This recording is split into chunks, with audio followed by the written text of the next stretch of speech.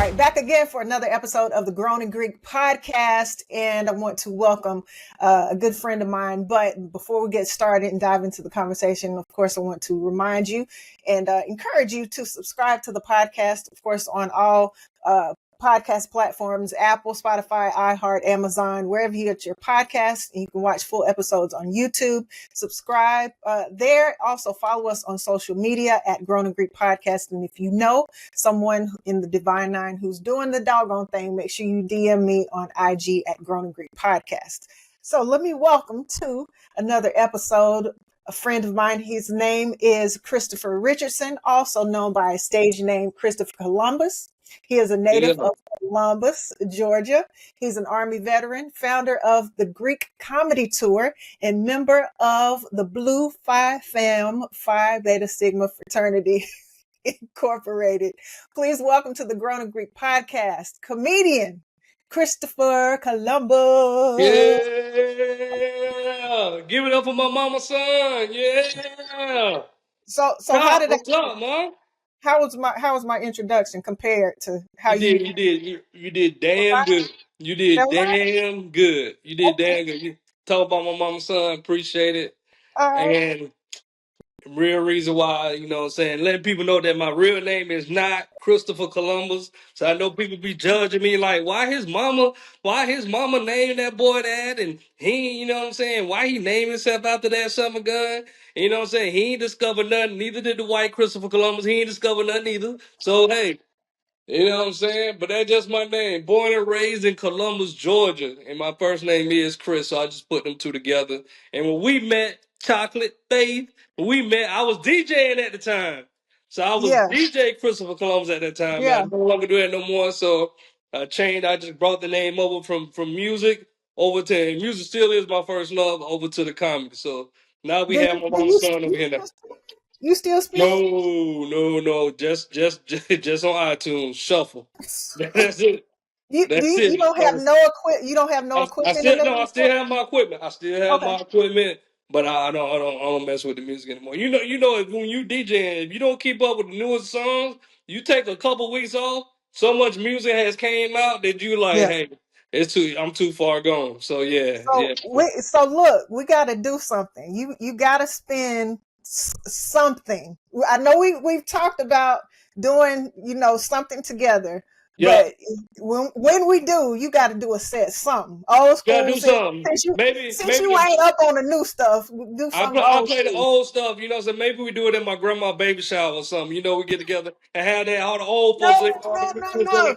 We'll have it there. Okay, all right. No, we gotta do something live so we can put you back in your element, and then you can just go off. I got you. I got you. The next Greek Comedy Tour show, when we come down there and we do a live thing, I get on the turntables for like 30. I ain't gonna say 30, about 3 to 5 minutes. You know what I'm saying? We start over. You know, right, I gotta make sure I gotta get my practice in. All right, I'm gonna hold you to it. I appreciate it.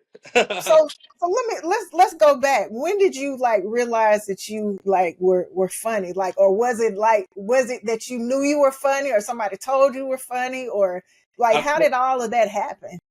I think you know what I'm saying, different situation. I think everybody is considered funny. You know what I'm saying, situational, you know, you telling the story, and it's easy to tell a story with people that was there because it's situational and they can refresh it. But I think during the military and stuff like that, I think I was always been told funny, but it was never a platform to practice or even try. So how I even got into comedy was I lost a bet with you familiar with DJ Silver Night? Silver Night used to be DJ. Yeah, Silver Night used to be T.I. DJ. So Silver Night used to be the DJ at this spot in Atlanta called Legends. And I used to go there, and here in Atlanta, and I used to come and I used to go there every Sunday. I'm a diehard Dallas Cowboy fan. So me and my boy would go there and watch the Cowboys game, and because they wouldn't show them local every time. So we would go there, and at this 4 o'clock game, this particular Sunday, the Falcons were playing the Carolina Panthers, and they were going overtime. And I just kept roasting everybody, all the Falcon fans and stuff, because I hate the Falcons. And I was like, turn this game off, put the Cowboys on. So Silver Knight was like, since you got so many jokes, I'll make a bet with you. If if Atlanta lose, I'll pay for whatever you got on your bill right now. I'll pay for it. If Atlanta win, you have to come back Tuesday night and do open mic comedy for 3 minutes. I was like, bet. And damn it, Atlanta won by a field goal. And that was a Sunday. And 2 days later, I had never been on stage. And me and my boy Ian went to Legends, and I did comedy for 3 minutes. And just so happened that 3 minutes I was funny. I recorded it. And then I went back that next week and got booed and ran out the place. I was horrible. I was horrible that second time. Oh my God, I was horrible. You remember the set? You remember your funny Yeah, set? I said this is what I thought because I'd never been did comedy before. I hadn't been around comedians. I thought every time the comedians performed, they did different material every time. And Mm. that wasn't that, and that did not know the case. So Ronnie Jordan and Sean Larkins, they pulled me to the side. They're like, "Why you didn't do the jokes you did last week?" I was like, "I said it last week." I was like, "Fool, you ain't a professional comedian yet." They're like, "Do the stuff you've been doing, practice it, and then as you get from with that, you just add stuff, and then your 3 minutes become five, and your five become 10, and then you start performing your set instead of just telling jokes." And I was like, ah. So I just started doing that and whatever, and just that, whatever. And then those jokes that I did when for that got me booed, I never said those things again. I ain't never ever said those things again. So it's a formula to it. It's a formula to comedy and Yeah, it's like yeah, it's like your ABC. You know, you first learn your ABC, you go yeah, A, B, C. But when after you get used to it, you get that K, you start singing like Jeff A, B, C. You know what I'm saying? And then you start performing it, and then that's when people start laughing. And then when if you're naturally funny, then your body language or your jokes are like Bernie Mac said, it ain't no matter what he said, it was gonna be funny. hmm See, it was never Bernie Mac's jokes that was funny. It was just him. He's funny. So no matter what Bernie Mac said, we was gonna laugh. yeah. So I can agree with that. Yeah. yeah, that's it. So where do you think it came from? Like, is it somebody in your family or I think it you had to know? be my grandparent. My mom was very sensitive. My grandparents my granddad was roasting was roasting. My grandparents would like especially my granddad, he would hurt your feelings. Like anybody, if you brought anybody to the house, you had to warn them like my grandfather was very harsh. Like don't let what he say hurt your feelings. Like my granddad will hurt your feelings. You know what I'm saying? So and he will hurt your feelings. He sent many people away crying. Me when I was Where? even grown men, if I took to the house like my granddad gonna talk about you. Like in my family, like if you had a disability or anything, whatever, it was open season. What? They didn't care. Man, What? they didn't care. Man, they did not care. Wasn't nothing off limits. Wasn't nothing off limits. Wasn't off limits. It was tough So, skin. and this is you growing up in Columbus, Growing up in in Columbus, Georgia. Okay. Georgia. Oh yeah. Now you probably can't tell. Like I got a flat nose.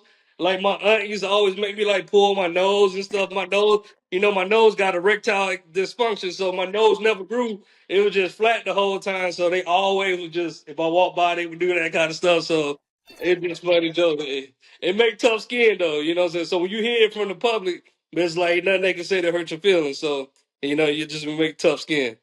So what you think makes a good comedian?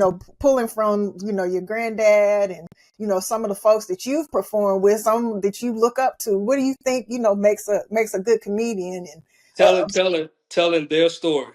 okay, Telling their story.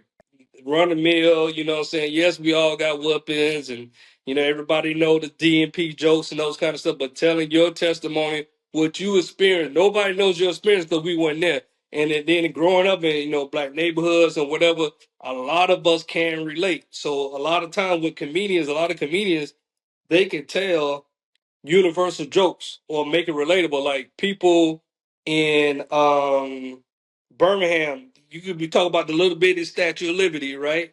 But and you could talk about it, and nobody outside of Birmingham know. But that comedian can go to New Mexico and tell people in New Mexico about the little bitty Statue of Liberty and have everybody laughing and tied in and make it relatable so everybody can relate. Other than that, like me from Atlanta, talking about Waffle House, and everybody like, man, Waffle House, and like they don't understand because ain't no Waffle House there. But can you describe it and give them a visual of how it is and make it relatable and make it funny? That's dope. Yeah, that's dope. So you've been doing comedy for how long now? About almost 10 years. That's it. Yeah, that's it. That's it. About 10 years. I started the tour in was it 2016, 2017. And I started off, thinking I was going to be like the funniest comedian in America. Then I came to it, then being in Atlanta, and I realized I am not funny to comedians in Atlanta. Atlanta, to me, Atlanta got the funniest comedians in the world. Okay. So, and the best part about Atlanta comedy is after the comedy show when everybody roast each other, get together, all that kind of stuff. So Atlanta has the toughest comedy scene, but whatever. So what I realized Wait, was, wait, wait, wait. You said toughest comedy scene. What you mean? Just they go yeah, in on I think like a lot of people come to Atlanta and touch that crowd because okay. like Atlanta, I mean, you have black people everywhere, but Atlanta is like they'll help you. You got to really treat it like it's the Apollo. So I don't care who you are. It's like make me laugh. Okay. It's a tough scene. So and the competition here, like everybody say, everybody go to Atlanta to be a rapper. I Hmm. think it's more people in Atlanta trying to be a comedian than it is trying to be a rapper. Like from I don't care if it's just being a social media comedian or be a stand up. You test it because every night in Atlanta, there's at least 2 to 3 places you can go and perform open mic. And when you go there, that list is long. Mm. And then any comedian from Cat Williams, Mike Epps, or Steve Brown, Marvin Hunter, these big name comedians could walk in and just bump you and walk in and realize like, okay, that's what comedy really is.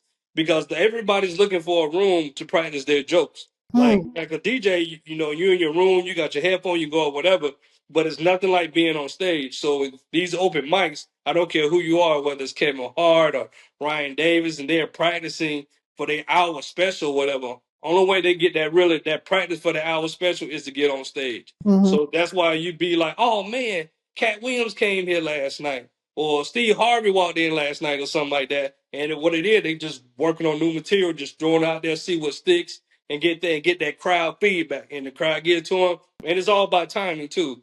You can't do that in the mirror. You can't Right. get that timing in the mirror. That stage time, that crowd, that feedback, that laughter. And a lot of these guys that do radio and stuff, they do that kind of stuff. Radio, which is hard because you Hmm. telling jokes on the radio, you don't hear the feedback from the crowd, so you don't know if they laughing or not. So you Hmm. just have to assume you're only going by the people in the crowd. So that's just me, you know what I'm saying? So I know everybody, LA has a lot of stars out there too, you know what I'm saying, New York and stuff, but I really do think Atlanta is the toughest though. That's just my Okay. opinion. Where's your ultimate stage? Like, where's the stage where you know that you done made it I think it in, is in when your you do mind? In in your my mind? mind. Yeah, yeah, yeah. Uh, I really, I think anytime someone pays to come see you Okay. is like you really made it. Like when you put your name up there, and and comedy is small and intimate, so Hmm. everybody ain't doing arenas. So you go to a comedy club show, whatever, it may only fit 60 to 100 people. And it's a small comedy, it's small, it's intimate, and you really like having a conversation. So you come in and you think like, wow, man, this place is about the size of my living room, my bathroom. And it's like whatever. That's like the best comedy because you just have really like having a conversation. You can get comfortable and that kind of stuff. So I honestly I like the small rooms. You know what Hmm. I'm saying? So even the big rooms is like, wow, this is a lot of money. It's a lot of attention, whatever. But you got to get that energy. You got to keep everybody's attention. You got to keep everybody crowd. You got to keep them engaged and stuff like that. So So do you like feel it when when there needs to be a shift? Because like one of the things that I like to do, kind of right, like in my downtime, is watch comedy specials right, because it I like to see setup. I right. like to see the climax. I like to see, just it's almost like DJing, It's, and following them on stage. You know what I'm right, saying? Watching them on stage or whatever. But it's almost like it's like a song, a song right. to dance or whatever. Um, so yeah, that's what I like to, kind of do in my spare time and all. But what do you think like that um that sweet spot, you know what I'm saying, to know that you got something that you can roll with, or you got, besides the applause or whatever, but you got something that you can roll with, and then you got something that you might need to tweak and stuff a little bit so that that song and Right. dance continues when you can swell the crowd, bring it back down. What do you think Right. that sweet spot is? When you get that sweet spot, when you get that continuous 6 to 8 second laugh of the Okay. crowd, when you gotta let the crowd get themselves together before you keep going. But Mm, sometimes you can just hit them, and then as you going or whatever, and then your creative mind, something like that, it can add you something you can add to it, throw a little gas on it to make it more funnier or whatever. Like this joke hits here and that whatever no, may not hit at this material, whatever. It's just that really that you're looking for that crowd response that gets you, let you know that's it. And just like, what I'm saying, you could be telling a joke and trying to set up and you realize that joke is not going nowhere. It's mm, like you as a DJ, you spinning and you play a song and you play Boots on the Ground. Everybody going crazy. Everybody got their fan. Everybody got their church fan, Martin Luther King programs, all that kind of stuff. Everybody going crazy. right. Then you come back and play Vanilla Ice, and the crowd leaves. And now there's nobody on the dance floor. So now your job is to get everybody there. So you just can't let that one song play to the end. You got to transition out of it. It's like, okay, that ain't working tonight. I got to go on to the next joke or something like that. And then a lot of people do it like some people how they transition or whatever that are professionals with it. Like DJs, you may talk on the mic. One Mhm. more people out, you making $1 million, raise your hands in the air. Some comedians do crowd work. One more single people at. I'm a single Mm. people here. Who on the first date? You know what I'm saying? And that can get you, and then that response, and then with your quick witty responses, whatever they say, you come back to that, and that can get the crowd set up, and that can get you back on track to go to the next joke. I can use that. I appreciate that. That's a nugget. That's a nugget right there.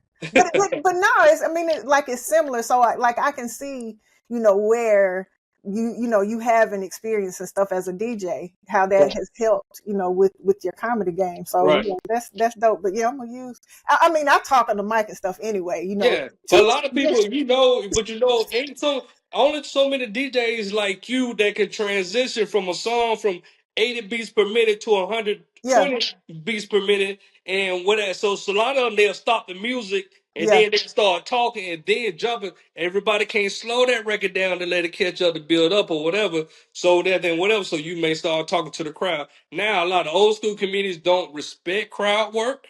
Hmm. They may not respect crowd work, just like tell jokes and stuff like that, because what I'm saying, they may like, oh, he did 30 minutes of comedy, but 20 minutes of it was crowd work. You know what I'm Hmm. saying? And things like talking to the crowd and going back and forth like that. It's like they want to hear your jokes and material or whatever. But that comedian is like, man, I did my 30 minutes. I don't care. You know what I'm saying? Right. I did my time. They was laughing. The crowd don't even realize. He didn't tell jokes but for 10 minutes. The rest of it was crowd work and whatever the crowd was response or whatever. He just went from there. So That's gonna make me, that's gonna definitely make me look at and dissect some of these comedy specials and stuff a little differently now. That's yeah, but cool.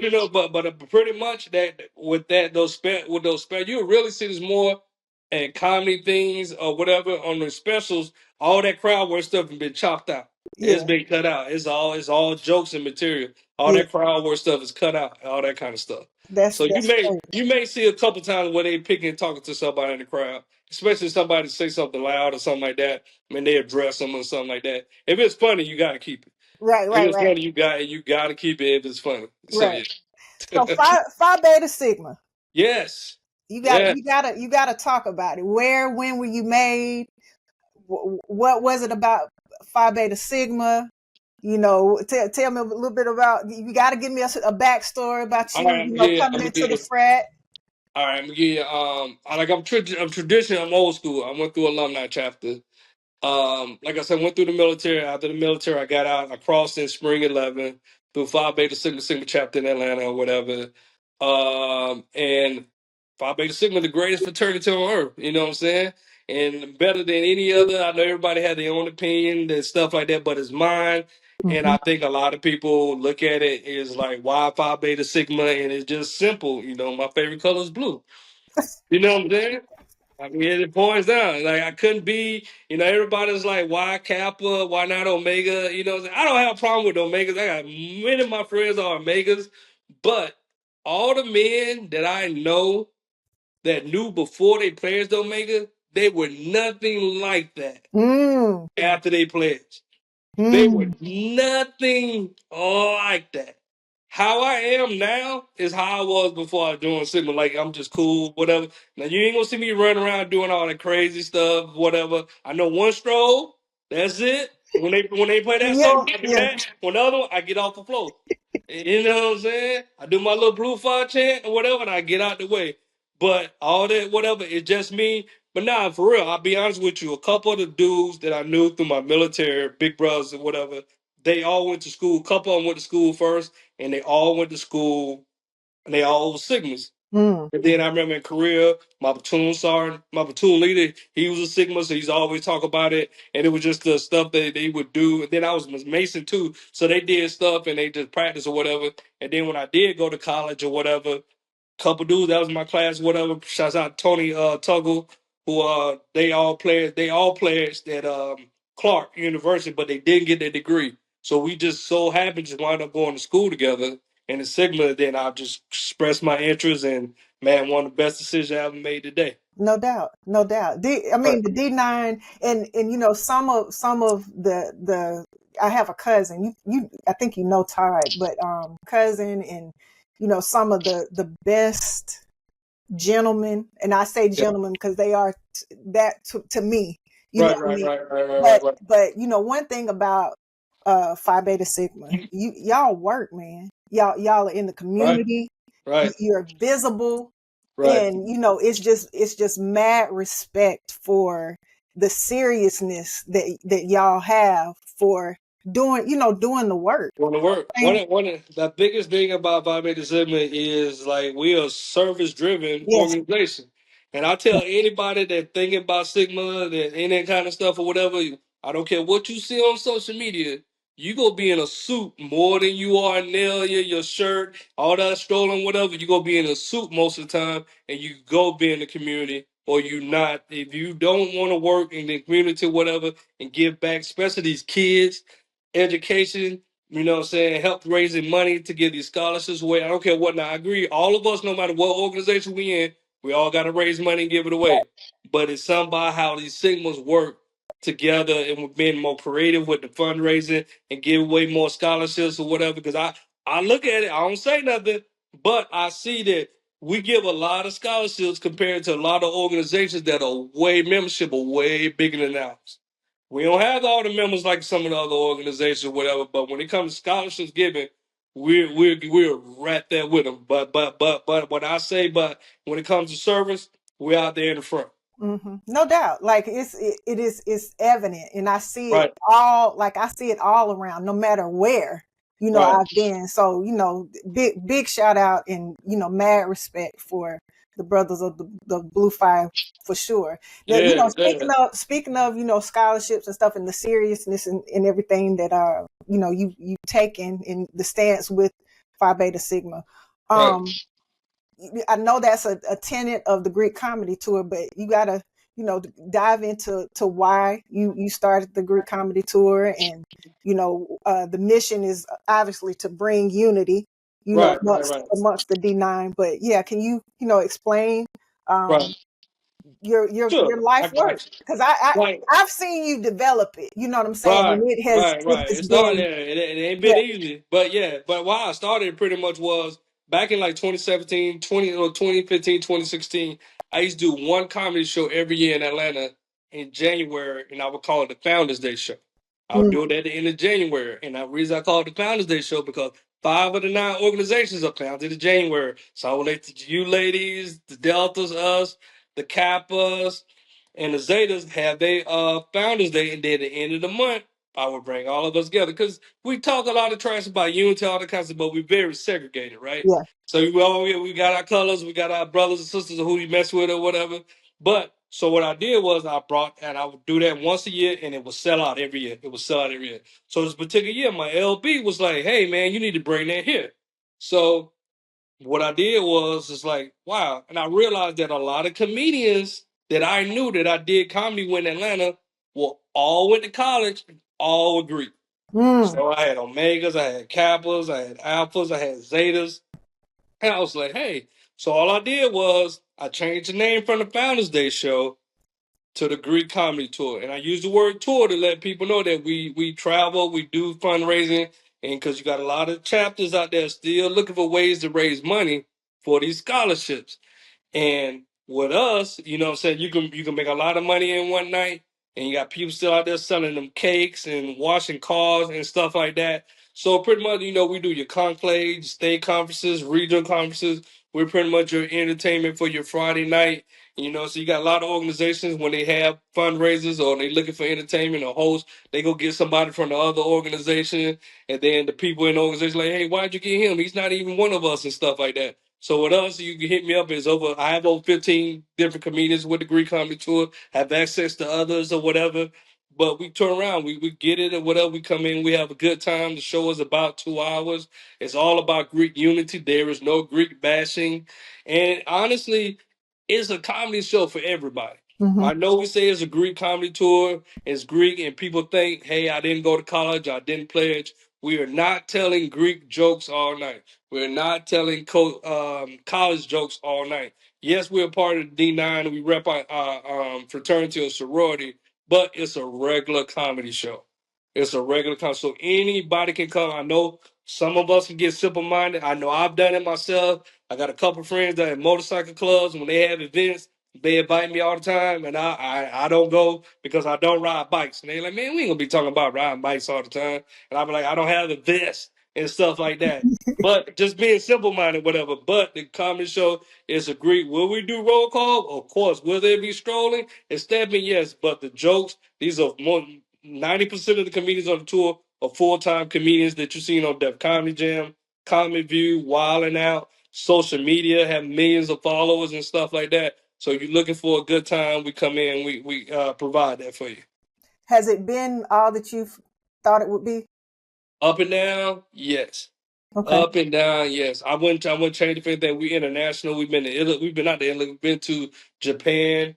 I think we were like doing a real good role or whatever, and COVID threw a big monkey wrench and everything. Yeah. So it just starting back up, getting people to saying to know about the tour and promote it or whatever. So yeah, every time I see it or see the flyer or somebody like they want us to come there, whatever, I'm always honored and privileged and whatever, and just make sure that we put on a great show.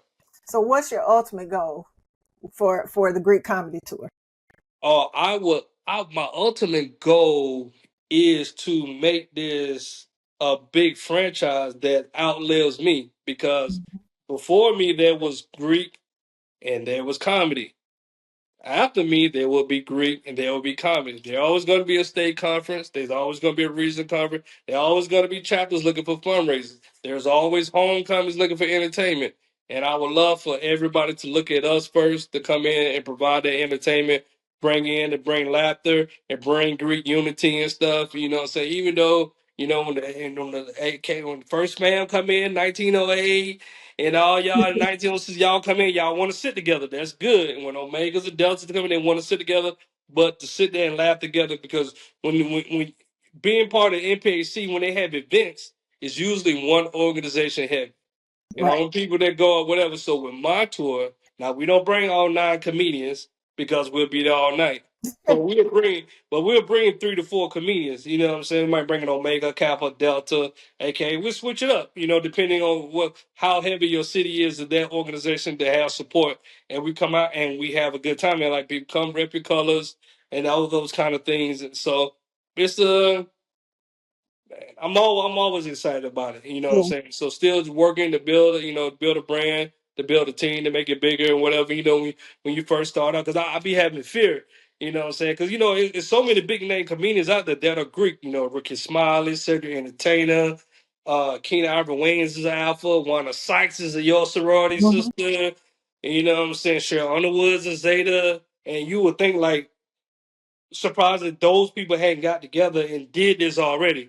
I hope they don't do it now and take my plans away and just change that. I hope they don't do that.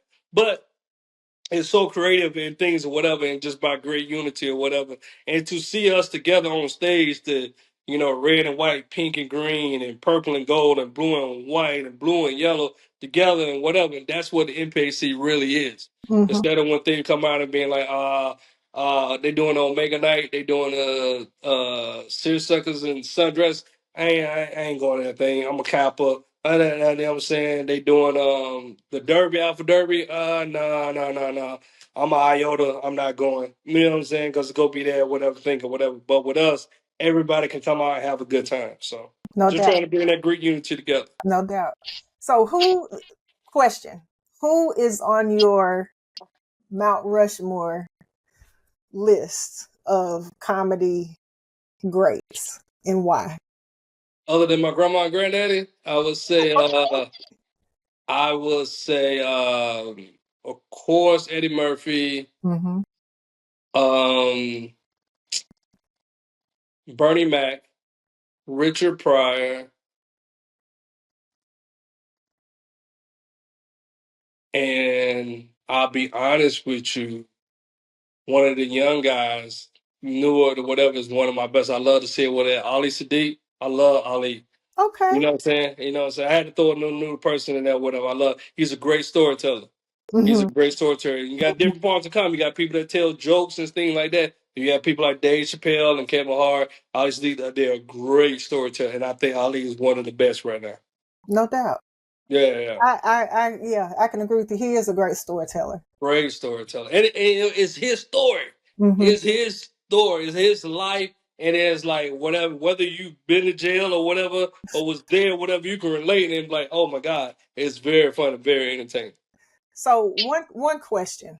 What's that? So you know how folks say to have a happy and fulfilling life, you incorporate all these healthy habits, right? You Right, eat right, you get enough rest, right, you exercise, you don't drink, you don't smoke or whatever.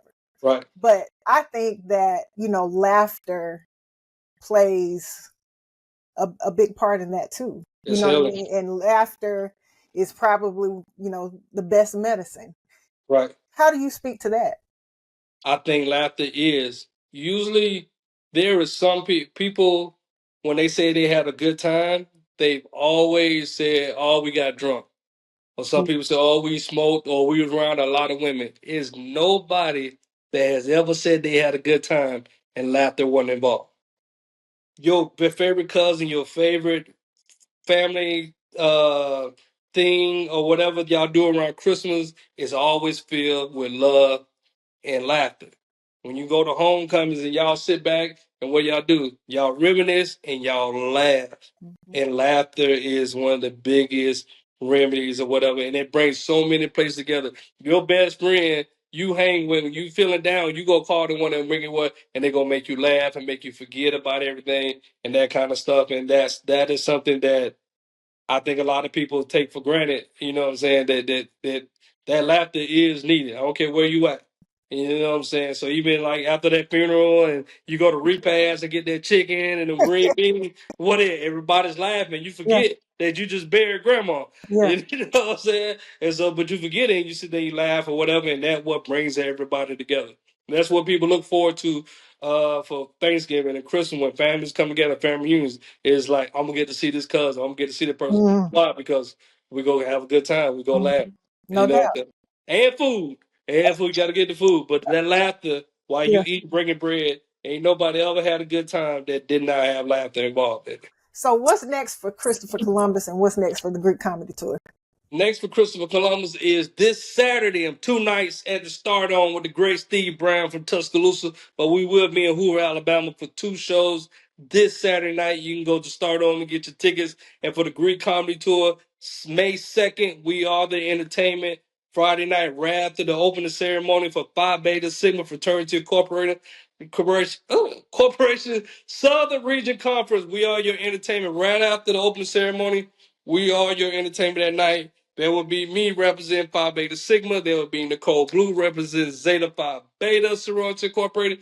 Rob Mingers, Stillman College grad, HBCU grad, representing Kappa Alpha Psi, and the great Kelly Kells from Milwaukee, Wisconsin, representing Delta Sigma Theta Sorority Incorporated. We are your entertainment from 9 to 11 in Atlanta, Georgia.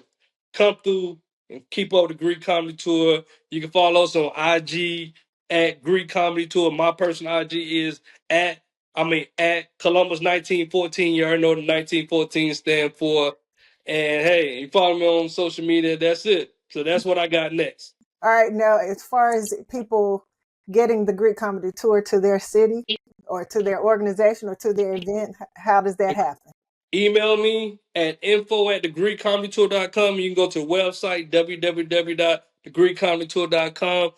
Call DJ Chalk. Tell her you want her to be the DJ at the show so we can get her too. We need sound, so she just bring on turntables. We need to have the sound in-house and that kind of stuff. But you can give me a phone. My phone number is easy. Area code 678-637-5934. Or you can just find me on social media. But we would love to come to, and we'll have a good time. And we just booked, while I say on the phone today, we just booked St. Louis, so we will be in St. Louis.